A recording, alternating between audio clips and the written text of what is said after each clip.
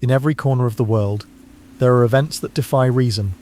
Cases recorded, witnessed, documented, yet never solved. Scientists arrive with instruments and theories, only to leave with more questions. The data doesn't match the logic. The evidence contradicts itself. And the deeper you look, the stranger it becomes. These are the mysteries science still cannot explain. Chapter 1. The Locked Room Heist at the Bank of Cairo. Blueprints of the vault are pulled from British contractors who oversaw the bank's construction. Engineers insist the chamber was built using imported British steel, reinforced with triple mechanism locking systems capable of resisting explosives, heat, and hydraulic tools. At the time, it was widely described as unbreachable. The architects refused to believe the theft could be done without tools that had not yet been invented. It begins at dawn on a cold morning in 1908, when Egyptian police are summoned to the Bank of Cairo's central branch. The night guard is pale, trembling, insisting nothing unusual occurred during his shift. Yet the vault advertised as the most secure in Egypt stands open, its inner chamber empty. 3 tons of government gold have vanished. There are no cracks in the walls, no tampered hinges, no signs of drilling. The official seal remains untouched. It is by every definition a locked room impossibility. Investigators examine the guard's logbook. He has recorded hourly checks, each one stating, "Vault intact, no activity." He swears the heavy steel door never moved. There was no sound, no vibration, no suspicious visitor. Even the dust on the floor before the vault appears undisturbed. To authorities, the situation borders on absurd. Gold cannot pass through solid steel. But testimony from several guards complicates the picture. Multiple staff members recall hearing a low, sustained hum coming from the basement the night before the gold was discovered missing. They dismissed it as machinery or perhaps distant work on the streets. None imagined it had anything to do with the vault. The hum was never recorded again. A British inspector assigned to the case produces an internal memo expressing a controversial theory. He suggests the possibility of vibration technology, claiming that a sufficiently powerful and precisely calibrated frequency could, in theory, destabilize metal barriers. His superiors reject the hypothesis immediately, noting that such technology does not and cannot exist in 1908. The memo is quietly buried in the case file. The investigation broadens to include the surrounding neighborhood. Residents living near the bank report seeing unusual activity, strangers surveying the building days before the theft, men writing down measurements, and a foreign carriage parked outside late at night. Yet none of these details lead to a suspect. The men vanish before police can identify them. Decades pass without answers. Then, in 1974, a Cairo archivist reviewing old police documents uncovers a suppressed witness report. The man who lived directly across from the bank testified that he saw a brief flash of light beneath the building at precisely 3:12 a.m. on the night of the heist. The flash was followed by absolute silence, as if the city itself paused. His statement had been dismissed as unreliable and filed away without investigation. As days turn into weeks, public speculation grows. Rumors spread of foreign agents, criminal syndicates, even occult explanations.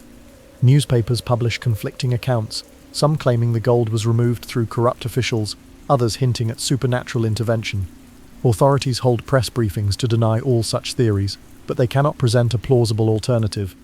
When modern engineers analyze the suppressed report, they note something unsettling. A sudden flash beneath a heavy steel structure could imply intense localized energy, the kind associated with advanced machinery or experimental electromagnetic fields. But no such devices existed in Egypt or anywhere in 1908. The archivist attempts to reopen the case, only to learn that many original documents have disappeared. Missing blueprints, absent testimonies, lost evidence. The file has been quietly hollowed out over the decades. Whether by negligence or design, the result is the same. The truth has been stripped away. Today, the Bank of Cairo heist remains one of the most baffling thefts in financial history. No cracks, no tunnels, no suspects, and no recovered gold. 3 tons of government reserves vanished from a sealed chamber without a single trace. And more than a century later, not one bar has ever surfaced on the black market or anywhere else. Chapter 2. The 1992 Barbados School Sleepwalking Outbreak. On a warm morning in 1992, teachers at a primary school in Barbados notice something they cannot explain.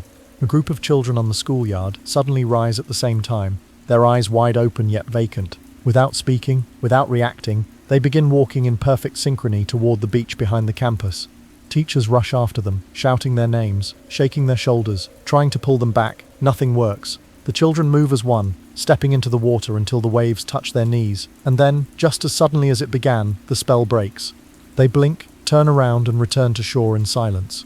Later, parents claim many of them whispered the same words under their breath: "Let her through." The incident spreads quickly through the community. Barbados does not have a history of mass psychological events, and the island's schools are known for calm, predictable routines. Emergency services arrive expecting toxic exposure or heat-related fainting, but the children appear stable, coherent, and unaware of what happened. Their vital signs are normal. None report dizziness or nausea. The event seems coordinated, yet none of the students remember seeing or following anyone. Doctors from the Queen Elizabeth Hospital evaluate the group, and lacking any physical explanation, label the episode collective hysteria. But teachers push back. There was no panic, no emotional trigger, and no build-up of fear.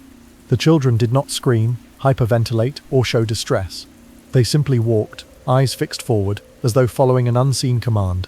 Psychologists note the absence of any shared trauma that could unify the group into such synchronized behavior. In the days that follow, teachers observe another unsettling detail. When given blank paper in art class, several children independently begin sketching similar drawings. Each drawing shows a tall female figure, hair falling across her shoulders, but the face missing entirely. No features, no eyes, no mouth. The children cannot explain who she is or why they drew her. Their accounts remain vague, fragmented, and unprompted. Researchers attempt to retrace the conditions of the incident. They examine the school grounds, test for environmental toxins, and interview staff, but nothing unusual is found. They attempt to recreate the event through sensory stimulation, sleep studies, and group exercises, yet none of these produce even faint traces of the original behavior. Every clinical test indicates the students are neurologically normal.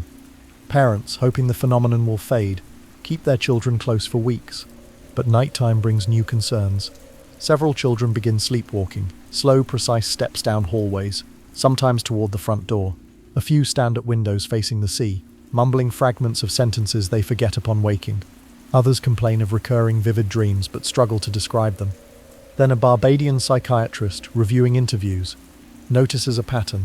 When asked separately, many of the affected children describe a dream they had the night before the event. Each mentions standing in a long corridor filled with bright white light. The corridor stretches endlessly ahead of them. At the far end stands the same woman from their drawings, featureless, silent, motionless. The similarity between the dreams is impossible to ignore. None of the children had compared stories. The psychiatrist documents the findings and submits a formal report, noting the unusual level of consistency across unrelated testimonies. The report circulates briefly among local mental health professionals before fading from public conversation. No official follow-up study is published, and the school resumes normal operations within months. The incident becomes a whispered memory for parents and staff. Through the late 1990s and early 2000s, the event reappears occasionally in local talk shows, folklore discussions, and regional psychology debates. Some call it a case study in mass suggestion. Others insist there are elements that defy conventional explanations. Without new data, the case remains unresolved. But the story does not end in the 1990s. Decades later, several of the former students, now adults, privately report recurrent sleepwalking episodes. They describe waking to find themselves outdoors at night, walking barefoot toward the distant sound of waves. Others say they find sand on their feet in the morning. Though they live far from the coast, neurological evaluations reveal no abnormalities. The episodes do not follow typical sleepwalking patterns, and often coincide with vivid dreams of the same corridor of light. Today, 3 decades after the unexplained march into the sea, the adults say the same thing their younger selves once whispered. They do not remember choosing to walk. They only remember the pull and the presence waiting at the end of the corridor. Chapter 3. The underground bone rooms in hospitals. Hospitals are places where the living fight to hold on. Yet across India, the UK and Poland, investigators have repeatedly uncovered something that does not belong in the world of the living. Hidden behind false walls, under locked stairwells and in basements sealed for decades. Authorities have found underground rooms filled with human bones, skulls boxed like forgotten files, femurs bundled in stacks, entire skeletons labelled in fading ink. The existence of these rooms is documented. What was never explained is why so many of them were hidden. If these rooms were harmless remnants of medical training, why were they sealed, and why did nobody report them missing? The earliest modern discovery surfaced in Delhi in the 1990s. During a sanitation inspection of a government hospital, workers forced open a rusted door behind a disused storeroom. Inside were shelves lined with human bones, some catalogued with old student tags, others without any identification at all. Officials insisted the remains belonged to discontinued anatomy programs, but no records matched the number of bones found. Some specimens appeared decades older than the hospital itself. Reporters noted that staff seemed unaware the room existed. The hospital never explained who locked it or why. In Kanpur, a 2008 police raid exposed something darker. Investigators tracking an illegal bone trade traced shipments back to a hospital mortuary. Behind a false panel, they discovered crates of human remains awaiting transport, some bearing markings from academic suppliers, others entirely unregistered. The hospital denied involvement, but authorities confirmed the remains originated from its premises. To this day, no one has accounted for how bones moved through a functioning hospital unnoticed. A similar revelation took place in Kolkata in 2014, when maintenance workers stumbled into an unlit underground chamber during electrical repairs. Scattered across the floor were dozens of human bones, some laid out as if prepared for study, others arranged in patterns investigators could not interpret. Administrators described the space as an abandoned anatomy storeroom, but failed to explain why it held remains far older than the hospital's founding date. The chamber was cleared quietly, the questions remained untouched. Across the world in the UK, the pattern repeats. During renovations in London in the 1970s, crews broke through a bricked-up section beneath a teaching hospital and found rows of boxes labelled only with handwritten tags from the early 1900s. Inside were skulls, jawbones and infant remains. Official histories confirm that early anatomical training sometimes relied on unclaimed bodies, but records of these specific specimens were missing. Historians could not determine whether they came from prisons, workhouses, or unrecorded medical collections. Nottingham offered another case. A long-forgotten basement room discovered in the 1990s contained dozens of skeletons arranged in strange poses. No documentation survived explaining why the room had been sealed. Staff who had worked at the hospital for decades claimed they had never heard of its existence. Renovation reports confirmed the discovery, but the identities of the remains were never established. Despite each discovery being made in vastly different countries and decades, all share the same unresolved detail: remains that do not match institutional records, decades missing from logs, and no named individual responsible for sealing the rooms. Authorities offer procedural explanations: outdated storage, forgotten teaching specimens, disruptions of war. Each explanation seems reasonable, until compared with the others. The repetition of hidden rooms, missing inventories, and unexplained sealing creates a pattern too consistent to dismiss as coincidence. Despite the different histories, the same questions persist. Who sealed these rooms? Why were their contents unrecorded? And how many more remain undiscovered beneath active hospitals? Today, dozens of such bone rooms have been documented across multiple nations. Most have been cleared. A few still remain sealed, their contents officially unknown. And in every country, the same quiet unease lingers because the bones were real, the rooms were real, and the explanations never quite fit. Chapter 4. The Strange Death of the Kayar People. Kazakhstan, 1930s. It begins in the winter of 1932, on the wind-scoured plains of eastern Kazakhstan, where a Soviet medic files what will become his final field report. The handwriting is shaky, hurried. They sleep with their eyes open, he writes, and when they wake they cannot remember their names. He describes the Kayar, a small nomadic tribe known for its herding traditions, now afflicted by an unexplained illness spreading silently through their camp. Within weeks, the medic's reports stop abruptly. When a regional inspection unit finally arrives, they find the Kayar tents still standing, bowls of curdled milk left untouched, fires reduced to ash. Their horses and goats remain tethered, bleating softly in the cold. But every man, woman and child has vanished.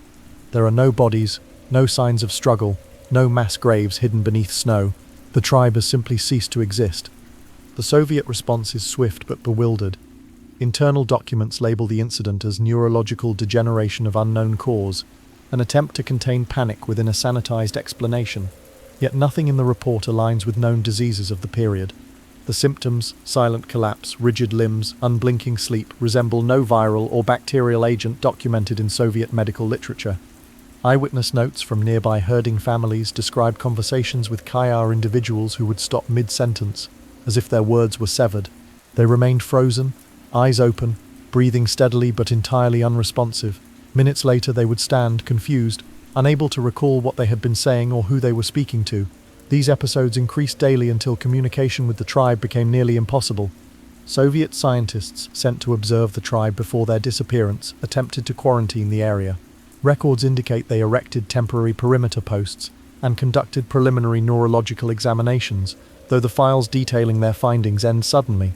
The scientists' final transmission mentions only that progress is deteriorating and that additional support is required. No subsequent response or visit is documented. Rumors from the region suggest the scientists themselves succumbed, though no official record confirms this. Instead, the final entry in the case file is a short, typed note. Investigation concluded due to relocation of tribal presence. What relocation? To where? No migration routes match their disappearance. No census ever recorded them again. For decades, the event fades into obscurity, buried in archives labeled anomalous medical cases. But in 1957, a state-approved mining expedition uncovers a geological impossibility beneath the Kayar's last camp. During drilling tests, workers break through the roof of a perfectly round subterranean cavity. The chamber is smooth-walled, polished by heat or friction, forming an exact sphere nearly 20 meters wide. Geologists rule out natural causes. No collapsing salt dome, no volcanic vent, no known erosion pattern forms such symmetry. The cavern appears crafted, but by whom, and for what purpose? Mining officials descend to investigate and find soot streaks across the spherical walls, as though fires had been lit there. Yet there are no remains, no tools, no evidence of habitation, only the unmistakable marks of flame in a place no human should have reached. The discovery is quietly sealed. Reports are stamped confidential and transferred to a restricted Moscow archive. Local authorities are instructed to reroute herding families away from the zone. Maps produced after 1958 mark the land as geologically unstable, though no seismic activity had ever been recorded there. When the Soviet Union collapses and researchers finally gain access to some of the old medical files, neurologists reviewing the Kayar case find the symptoms disturbingly unfamiliar. They match no known pathogen, no toxin, no neurological disorder documented before or since. The rigidity, the open-eyed sleep, the memory loss, it forms a pattern without precedent. Requests to compare the tribe's DNA to regional populations fail immediately. No genetic samples were ever preserved. No descendants can be traced. The Kayar have left no biological record behind. And so the question remains, suspended in the historical void. How does a people vanish completely from land, from records, from memory, without leaving a single trace of who they were? Chapter 5. Banned Psychiatric Papers. In the late 1990s, a graduate researcher opens a sealed university archive folder, marked Withdrawn, Not for Release. Inside are fragmented 1960s manuscripts describing psychological experiments, with all authors and dates removed. Bibliographies confirm the studies once existed, yet the originals have vanished entirely, creating an immediate mystery. The discovery fits the turbulent psychiatric landscape between 1958 and 1967, a period marked by aggressive experimentation. Electroshock expanded, sensory deprivation chambers emerged, and hallucinogens entered clinical trials. The US Public Health Service funded covert behavioral modification projects, while Porton Down and the Allen Memorial Institute pursued controversial studies. Early LSD therapy research also disappeared. Before criminalization, dozens of clinical papers circulated openly. After new laws, libraries reported missing volumes and withdrawn citations. The 1977 US Senate hearings confirmed MKUltra records were destroyed, while British hospitals misplaced patient files from LSD psychotherapy trials. Equally troubling are the vanished memory erasure studies. Psychiatrist Ewan Cameron's work on psychic driving appears in multiple 1963-65 bibliographies. Yet the primary papers cannot be accessed in any archive. European institutions report similar absences. Catalogue cards exist, but the folders behind them are empty, offering no explanation for their removal or destruction. In the United Kingdom, early sensory deprivation experiments present another mystery. Studies conducted at Cambridge and London hospitals reportedly induced hallucinations and panic in volunteers. Several 1960s reports were later labelled classified, and Freedom of Information requests revealed documents destroyed during 1980s archival purges. Textbooks reference a 1964 isolation trial, yet no official record survives. Across Europe, brain stimulation research complicates the trail further. Programs in France, West Germany, and the Netherlands explored electrical implants to curb violent behavior. Some findings reached journals but were rapidly retracted. Others, funded through Cold War defense budgets, never resurfaced after ethical boards intervened. Their disappearance mirrors patterns seen in other controversial fields. Between 1965 and 1970, an unusual clustering emerges. Universities in North America, the United Kingdom, and Europe withdraw psychiatric papers within months of each other. Library staff report shelves suddenly emptied. Authors offer no public justification. Journals quietly add the phrase "withdrawn by publisher," hinting at coordinated pressure that no government has claimed. Archivists interviewed over the years describe unsettling encounters. Some recall external officials arriving with removal orders bearing no departmental insignia. Others mention boxes taken for review that never returned. A few describe discovering catalogued folders replaced with blank sheets. None can explain which authority authorized the actions or why oversight mechanisms failed. Attempts to reconstruct the vanished research have yielded only fragments. Scholars piece together citations, secondary summaries, and conference notes. The results are contradictory. Some accounts describe breakthroughs in trauma treatment, while others warn of coercive applications. Without the original papers, historians cannot determine whether the research was groundbreaking, unethical, or both.